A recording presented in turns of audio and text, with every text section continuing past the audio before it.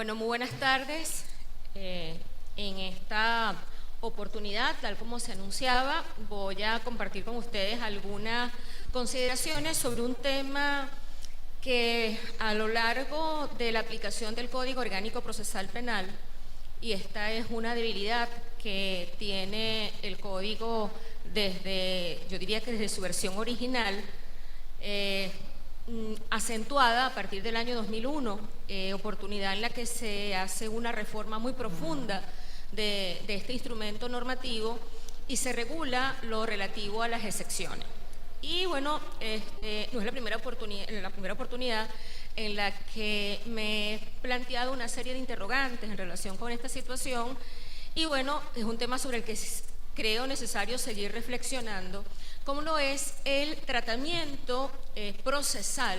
que a la institución de la inimputabilidad se le da en el Código Orgánico Procesal Penal.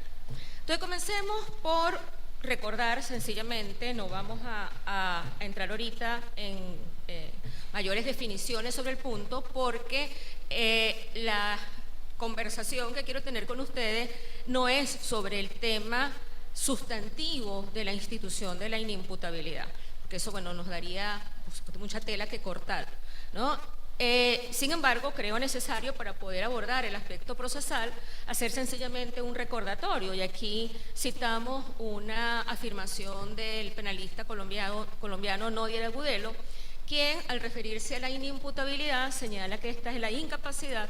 para valorar la trascendencia del comportamiento o hecho que se realiza y o la incapacidad de regular la conducta según las exigencias del derecho debido a la inmadurez psicológica o a trastorno mental.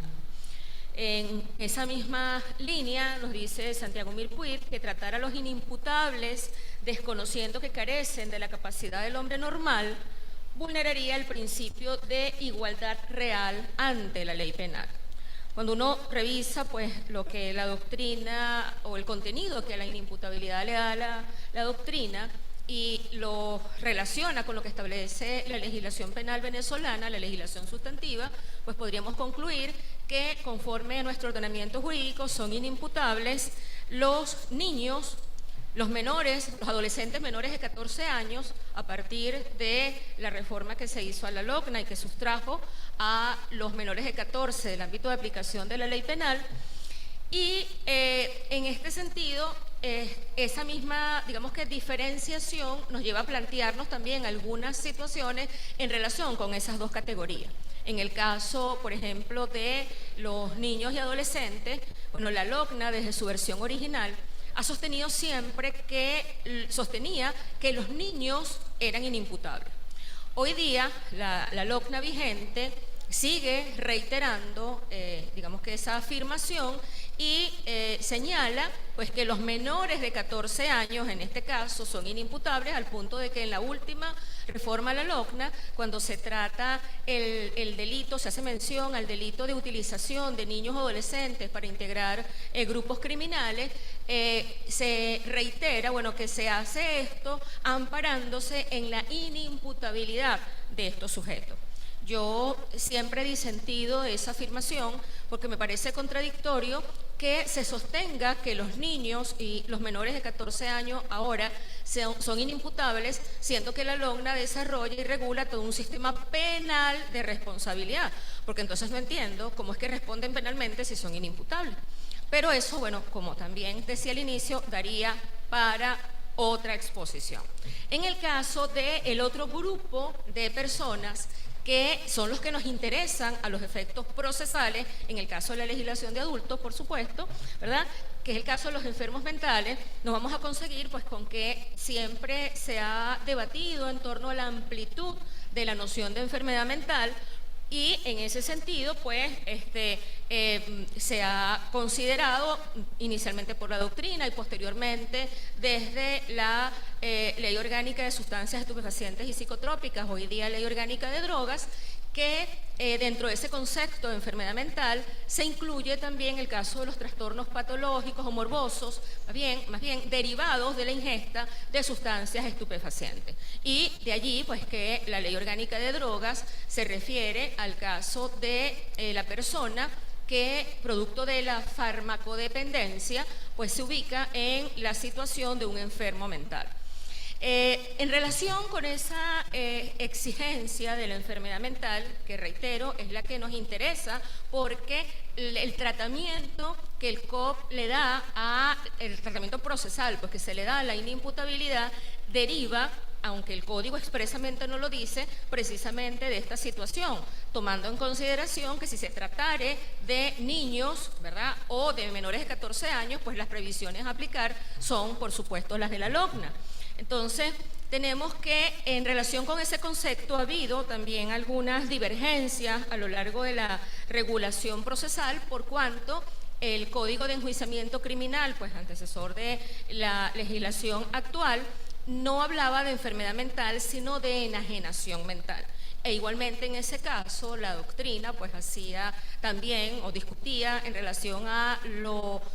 al alcance de esa expresión. En definitiva, nosotros podríamos convenir con que según nuestro Código Penal es inimputable quien incurre en un hecho típicamente antijurídico en estado de enfermedad mental suficiente, y allí hay otro aspecto a precisar que es la suficiencia de la enfermedad mental, pero un estado de enfermedad mental suficiente para privarlo de la conciencia o de la libertad de sus actos. Es decir, que como consecuencia de esa enfermedad mental suficiente, la persona pierde la capacidad de entender o de querer, en cuyo caso, ¿verdad?, procede su reclusión, según establece el artículo 62 de nuestro Código Penal, en uno de los hospitales o establecimientos destinados a esta clase de enfermos, del cual no podrá salir sin autorización del tribunal en los casos de que se trate de un delito grave. Pero el mismo código establece que si el delito no es grave o el lugar no es adecuado, entonces puede ser entregado a sus familiares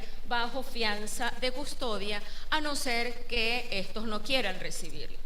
Ahora bien, el hecho, y eso es el primer punto de partida, el hecho aquí que hay que destacar es que no es el padecimiento de una enfermedad mental lo que justifica la intervención penal. O sea, a una persona no se le puede someter a alguna de las soluciones procesales que establece el Código Orgánico Procesal Penal por el hecho de ser un enfermo mental, sino que debe tratarse de un enfermo mental que ha incurrido en un hecho que es típicamente antijurídico. Y en relación con esta respuesta que debe ofrecer el Estado frente a la condición del enfermo mental, es importante traer a colación, además porque tuvo lugar en nuestro país, específicamente en la ciudad de Caracas, una declaración del año 1990, conocida precisamente como Declaración de Caracas, que se adoptó por la Conferencia Regional para la Reestructuración de la Atención Psiquiátrica en América Latina, y en la que se declaró que las legislaciones de los países deben ajustarse de manera tal que se asegure el respeto de los derechos humanos y civiles de los enfermos mentales. Por otra parte, los principios para la protección de los enfermos mentales y el mejoramiento de la atención de la salud mental, incorporados por la Asamblea General de la ONU en una resolución del año 1991, contemplan, dentro de la disposición referida a las libertades fundamentales y derechos básicos, como en el primer principio, que todas las personas que padezcan una enfermedad mental tendrán derecho a ejercer todos los derechos civiles, políticos, económicos, sociales y culturales reconocidos en la Declaración Universal de Derechos Humanos, el Pacto Internacional de Derechos Económicos, Sociales y Culturales, el Pacto Internacional de Derechos Civiles y Políticos y otros instrumentos pertinentes. Esta declaración tiene mucha importancia porque el hecho de que una persona sea un enfermo mental, máxime si ese enfermo mental ha incurrido en un hecho típicamente antijurídico, no lo sustrae de los derechos que tendría cualquier otro ciudadano. En tal sentido, ¿verdad?, y para ir, digamos que aproximándonos a cómo el Código Orgánico Procesal Penal ha regulado esta materia, tenemos que en el COP vamos a conseguir en 3 instituciones distintas una referencia, en algún caso explícita, en otro no de la misma manera, a la institución de la inimputabilidad. Por una parte, la inimputabilidad como obstáculo al ejercicio de la acción penal. Es posible, según el COP, proponer una excepción, ¿verdad?, cuando estamos ante un supuesto de falta de capacidad del imputado. Luego, tenemos también contemplado en el Código como una causal de sobreseimiento, ¿verdad?, entre otras, la inimputabilidad, porque el Código prevé la posibilidad de que se pueda solicitar el sobreseimiento cuando el hecho no es típico o el hecho está amparado por una causa de justificación de inculpabilidad o de no punibilidad. Y tenemos finalmente la regulación que vamos a encontrar en el tercer libro del Código Orgánico Procesal Penal. Allí sí se hace una mención expresa a la institución de la inimputabilidad y es el caso en que proceda la aplicación del procedimiento especial para la imposición de una medida de seguridad. Entonces, en relación con la primera de estas opciones, la inimputabilidad como obstáculo al ejercicio de la acción penal. Esto se deriva de lo previsto en el artículo 28, numeral cuarto, específicamente en el literal G, que trata de la falta de capacidad del imputado o imputada. Obviamente, la noción de capacidad es una noción amplia. Aquí podríamos estar hablando de capacidad derivada de esa falta de capacidad procesal, por ejemplo, que entre nosotros ya tiene una regulación distinta a partir de la vigencia de la LOCNA, es decir, que el imputado, que la persona a quien se le atribuye la presunta comisión del hecho punible fuere menor de 18 años, pero el caso que nos interesa es precisamente el de la falta de capacidad derivada de la enfermedad mental.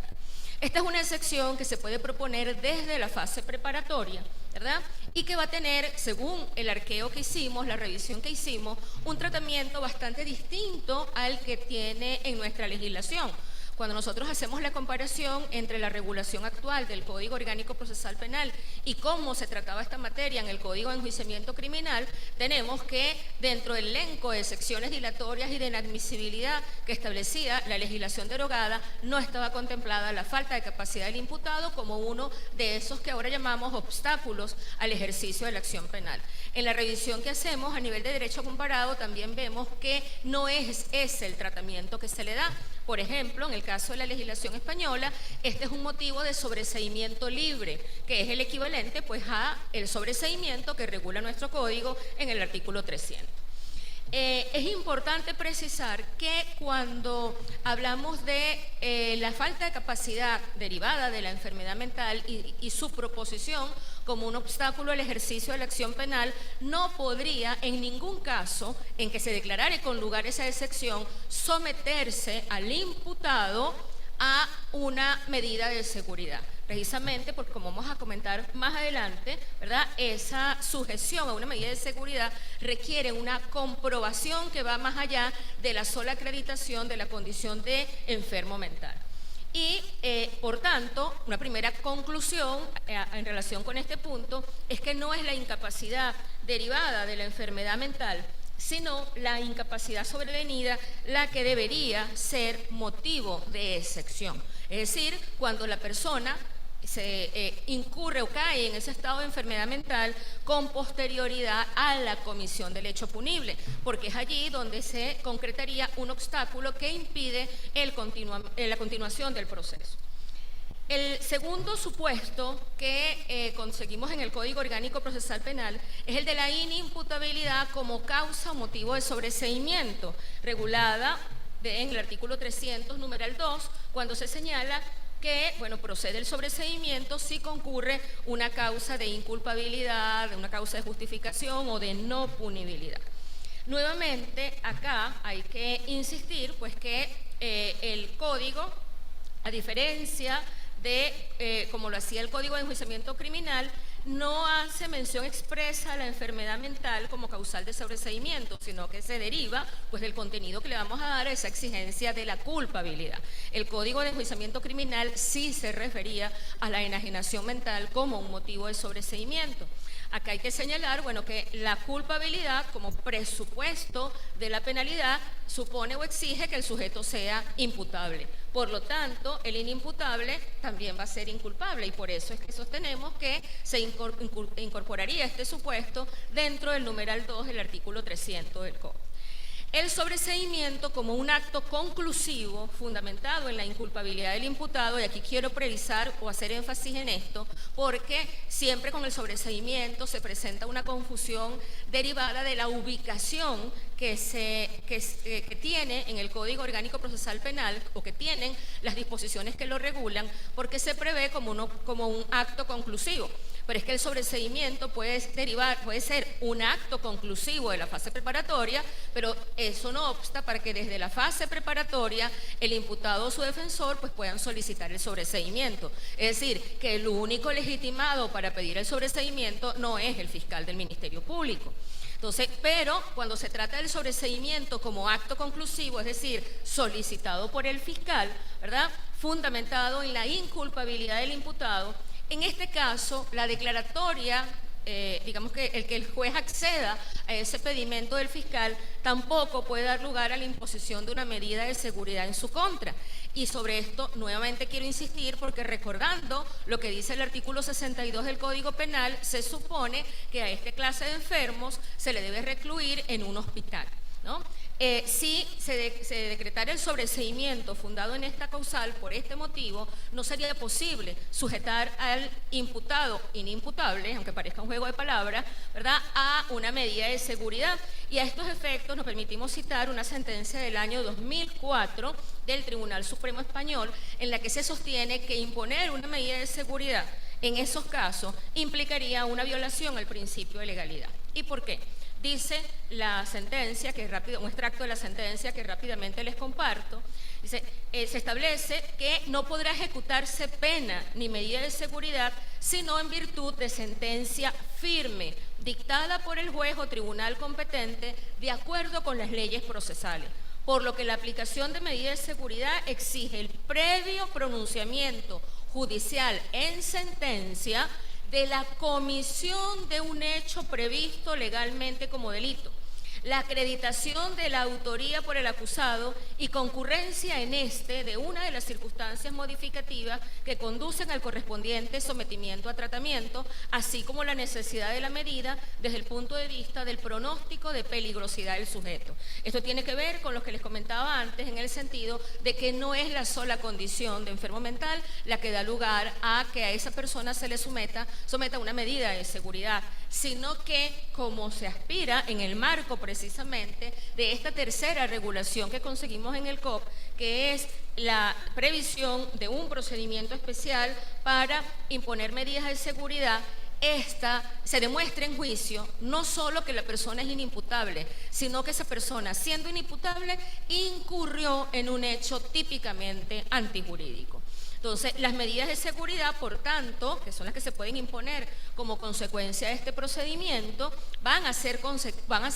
el resultado de la demostración de que ese inimputable incurrió en un hecho típicamente antijurídico, no de un hecho punible, porque, como dice León, los inimputables no realizan conducta punible por no estar en capacidad de comprensión de la ilicitud de comportamiento y o autorregular su proceder, por inmadurez psicológica o trastorno mental. Como ya venimos diciendo, nos interesa a nosotros el segundo supuesto. Su acción u omisión típica y antijurídica no implica un desobedecimiento a una norma de deber, puesto que si al tiempo de actuar no están en condiciones de arreglar su proceder a la norma jurídica por inmadurez psicológica o trastorno mental, no es posible hacerles el reproche penal culpabilista, bien sea a título de dolo, culpa o preterintención. La regulación de un procedimiento especial para inimputables no es otra cosa que una respuesta dirigida a proteger al inimputable, por una parte, pero también a neutralizar el peligro que esta persona representa para la sociedad. Y esta regulación que tenemos hoy día en el Código Orgánico Procesal Penal es una respuesta a ese régimen que contemplaba el Código de Enjuiciamiento Criminal, en el que se violentaba abiertamente el derecho a la defensa y el debido proceso del procesado o procesada enfermo mental, por cuanto las figuras que establecía el Código de Enjuiciamiento, la averiguación terminada y el sobreseimiento, posibilitaban que a una persona respecto de quien se declaraba alguna de esas dos figuras pudiera ser sometida a una medida de seguridad. Esta regulación que tenemos hoy día en el Código Orgánico Procesal Penal está inspirada en el Código Procesal Penal para el modelo para Iberoamérica, ha sido además replicada en un número importante de códigos latinoamericanos. Hay una regulación similar a la que contempla nuestro código en los códigos procesales penales de Costa Rica, El Salvador, Paraguay, Guatemala y el Código Procesal Penal de Chile. Y fíjense que en relación con el Código chileno traemos a colación ahora esta afirmación que se hace, ¿verdad?,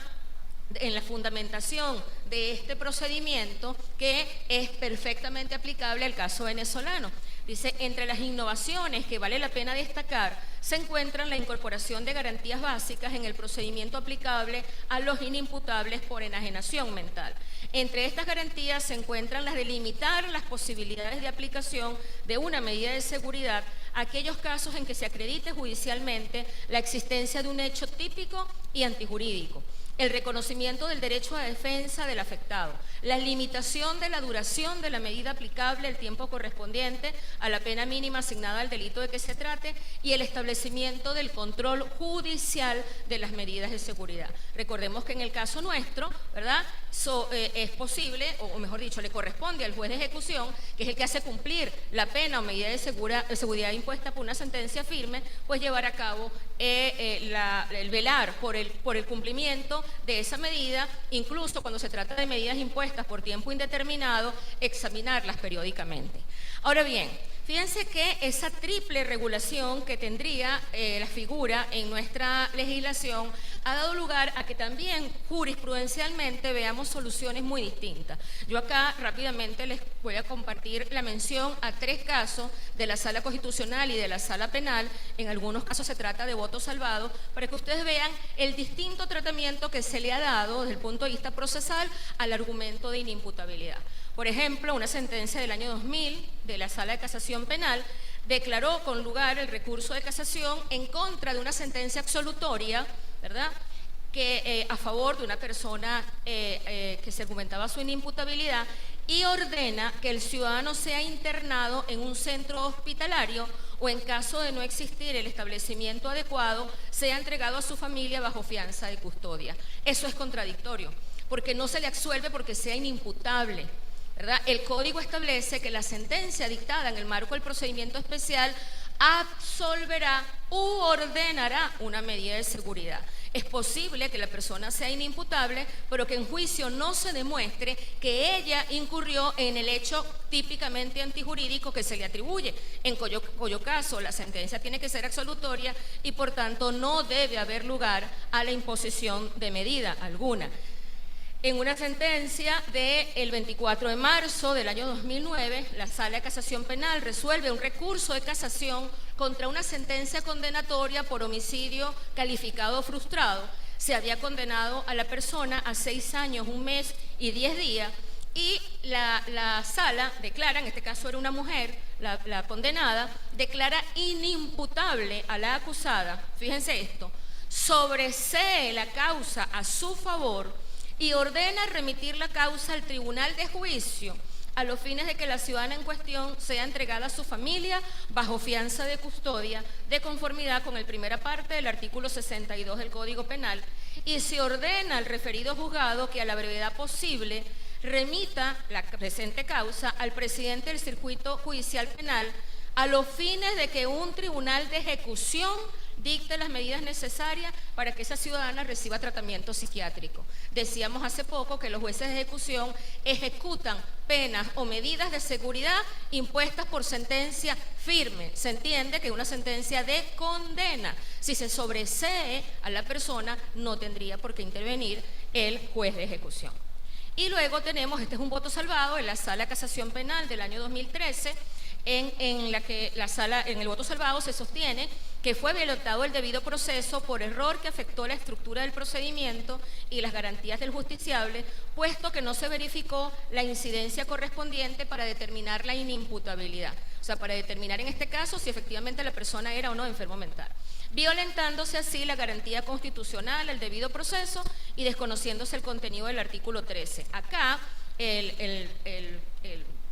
magistrado que salva el voto sostiene que la sala debió ejercer la casación de oficio, ordenando que el proceso sea llevado nuevamente a la fase de investigación y que el Ministerio Público dé inicio al procedimiento especial sobre medidas de seguridad a los fines de garantizar el derecho al debido proceso penal de este ciudadano que padece enfermedad mental. A mi modo de ver, este voto salvado va en la línea de lo que es el procedimiento para imponer medidas de seguridad. Establece por su parte la Sala Constitucional también algunas cosas distintas. En este primer ejemplo que les traigo a colación, es un voto salvado del año 2004, se sostiene que se omitió la apreciación y valoración de los elementos probatorios que sustentaban el alegato de inimputabilidad, lo que constituye ausencia de motivación, lo que no solo debió conducir a la declaración de nulidad del fallo, sino que además se lesionaron los derechos fundamentales al debido proceso y a la defensa, al derecho a la libertad y seguridad personales, así como el derecho a la salud. Este era un caso de droga, por cuanto, de acuerdo a la Ley Orgánica sobre Sustancias Estupefacientes y Psicotrópicas, existía una seria probabilidad de que el encausado, dada su acreditada condición de consumidor previa a la comisión del delito por el cual fue condenado, hubiera sido declarado inimputable de acuerdo con el contenido del artículo 64.4 EUDEN del momento. Y algo muy importante, decía ese voto salvado, independientemente del resultado condenatorio o absolutorio al cual se arribe, tal conclusión debe ser el producto de un proceso en el cual se preserve la efectiva vigencia de los derechos y garantías constitucionales de todas las partes. Por lo que decíamos al inicio, los enfermos mentales también tienen los mismos derechos que un sujeto que sea sometido a un proceso penal encontrándose en una condición pues, de sanidad. En una sentencia del año 2006, la Sala Constitucional dijo lo siguiente: la determinación de la culpabilidad también amerita en la generalidad de los casos un debate probatorio, en el sentido de verificar si ha operado o no alguna de las causas. La inimputabilidad, ahí dice la sala, por minoría de edad o enfermedad mental, el error de prohibición, etc. Lo mismo cabe señalar en cuanto a las causales de no punibilidad. La oportunidad procesal para tal actividad probatoria solo se puede materializar en la oportunidad del juicio oral y público. Efectivamente, porque hay que demostrar, vuelvo y repito, que el inimputable incurrió en el hecho que se le atribuye. Este criterio fue luego acogido en una sentencia del año 2008 de la Sala de Casación Penal. Y tenemos este último caso de la Sala Constitucional del año 2007. Si ustedes hacen una revisión van a conseguirse con que es escasísima la jurisprudencia en relación con esta materia, porque además creemos pues que desde el punto de vista práctico casi que no se plantea. En esta sentencia, la Sala dijo, al pronunciarse en torno a la excepción de carácter eminentemente material, así la calificó, descrita en la letra C del numeral cuarto del artículo 28, que no es la que estamos refiriendo, pero que se relaciona, relativa a que el hecho no revista carácter penal, declaró que la falta de capacidad del imputado o imputada, en tanto supuesto de inculpabilidad, debe conducir al sobreseimiento decretado conforme a lo dispuesto en el artículo 318.2, hoy día artículo 300, numeral 2, es decir, que el hecho imputado no es típico o concurre una causa de justificación, inculpabilidad o de no punibilidad. Esto tiene que ver, digamos, que con la interpretación que hizo la Sala de otra de las excepciones, que no es precisamente la que estamos comentando, porque hay una previsión expresa que nos habla de falta de capacidad. Aquí la Sala lo relacionó al referirse a un hecho que no revestía carácter penal. Y cuando nos vamos al ámbito regional, hay dos fallos con los que ya vamos a concluir. Un caso del Circuito Judicial Penal del Estado Barinas, ¿verdad?, en aquel momento integrado con Escabino. Esta sentencia, a mi modo de ver, también se ajustaba efectivamente al espíritu del procedimiento especial para medidas de seguridad. Consideró acreditado que el imputado dio muerte a su esposa, ¿verdad?, y por lo que el hecho se subsumía en el artículo 408, numeral 3 del Código Penal,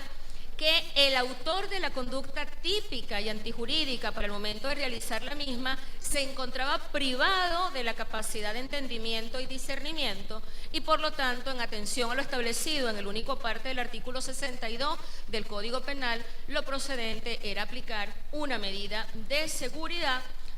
a la persona acusada, atendiendo a la gravedad del hecho cometido y a lo imprevisible de su conducta futura, quedando dicha medida sujeta a revisión por por el Tribunal de Ejecución, quien debía examinar periódicamente la situación del acusado. Este fallo regional va en la línea, reitero, de lo que establece el procedimiento especial. Y luego tenemos un caso del Estado Amazonas, en el que el Tribunal Primero de Primera Instancia en lo penal, en función de control del Estado Amazonas, ¿verdad?, no admitió la acusación presentada por la presunta comisión de 2 delitos, lesiones leves y acto carnal con menor de edad, en virtud, fíjense esto, de verificarse una causa que impide la prosecución del proceso, como lo es la inimputabilidad del mismo por presentar una enfermedad mental capaz de privarlo de su voluntad y conciencia, conforme a lo dispuesto en el artículo 62 del Código Penal. Ejerce el control de la acusación y en este caso no la admite, fundado en este motivo, y dice que al imputado lo ordena colocar bajo custodia de su progenitora por el lapso de 6 meses a partir de esa fecha, correspondiendo al Tribunal de Ejecución, ¿verdad?, de sentencias y medidas de seguridad, velar por el cumplimiento de la medida y en caso de necesidad incluso extenderla. Bien, se le da competencia a un tribunal de ejecución para ejecutar una medida que no fue impuesta como consecuencia de una sentencia que condene o que imponga la imposición de una medida de seguridad, sino un sobreseimiento decretado en la audiencia preliminar al desestimar la acusación. Todo esto nos lleva a nosotros a formular las siguientes conclusiones. Ya se han podido dar cuenta de que hay un tratamiento muy dispar, pues, en esta materia por parte de la jurisprudencia. Entonces, la primera conclusión que presentamos, a ver si el cursor me deja, es que no es la falta de capacidad para el momento de perpetración del hecho, sino la incapacidad sobrevenida la que debería dar lugar a la proposición de una excepción por falta de capacidad del imputado. Es decir, yo sostengo que ese supuesto que da lugar a la proposición de una excepción no es procedente, que debería proponerse como excepción cuando se trata de una enfermedad mental sobrevenida. En consecuencia, puede haber únicamente 2 salidas procesales a mi modo de ver: la del sobreseimiento, cuando es resultado de la investigación fiscal y el fiscal, como parte de buena fe, llega a la conclusión de que la persona que está investigando es inimputable, pero es inimputable porque además dispone de elementos suficientes que, de ser una persona cuerda, como le llama el Código Penal, podría acusar. Es decir, que habría elementos para acusarla y no la acusa, ¿verdad?, no porque sea inimputable, porque sea enfermo mental, sino, ¿verdad?, porque siendo inimputable no se le podría exigir responsabilidad penal por el hecho típicamente antijurídico en el cual ha incurrido. Entonces, la falta de capacidad por inimputabilidad como obstáculo al ejercicio de la acción penal o como causal de sobreseimiento, considerando las etapas procesales en las que se puede proponer, no supone la comprobación de la autoría o participación del enfermo mental en el hecho atribuido, pues en ambos casos de lo que se trata es de la falta de un presupuesto procesal que impide, por lo tanto, el desarrollo del proceso, y sería violatorio al derecho a la defensa y el debido proceso imponerle al imputado una medida de seguridad si no se ha comprobado tanto la comisión del hecho como su autoría en la comisión de ese hecho.